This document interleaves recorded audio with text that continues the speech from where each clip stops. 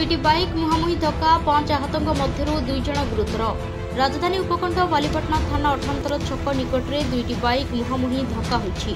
दुर्घटना रे 5 जन आहत होइतबा बेले सेमानक मध्यरु 2 जन गुरुतर आहत होइछन्ति। कॉलेज परीक्षा दे आसुथबा बेले 2 जन छात्र दुर्घटनार शिकार होइतबा जणापड़िछि। आहत मानकु उद्धार करी प्रथमे बालीपाटना गोष्ठी स्वास्थ्य केन्द्र में भर्ती करा जायथिला।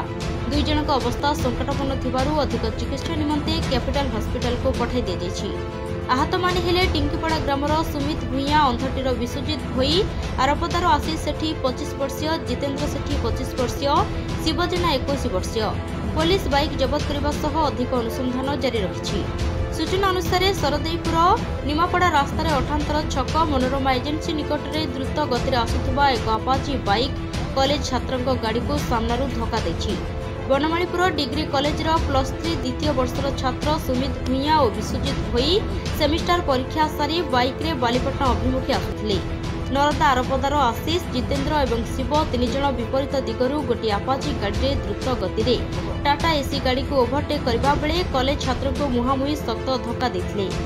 दुर्घटना बेले प्रचंड शब्द होइतिबा प्रत्यक्षदर्शी सूचना दैछन्ति। दुर्घटना फल 5 जन बाइक आरोही रास्तार बहुत दूर को छिटकी पड़िथिले।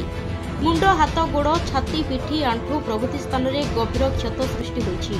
सुमित एवं आशीष को अवस्था संकटापन्न थिबारु चिकित्सा दायित्व रे डाक्तर कैपिटल हॉस्पिटल को पठाई दैछन्ति। दुर्घटना घटाइथिबा 3 जन युवक प्रचुर मद्यपान करिथिबा चिकित्सा समय जणापड़िथिला। दुर्घटना एते भयंकर थिला, अपाची गाड़ीर इंजिन संपूर्ण फाटी भागी जाइछि।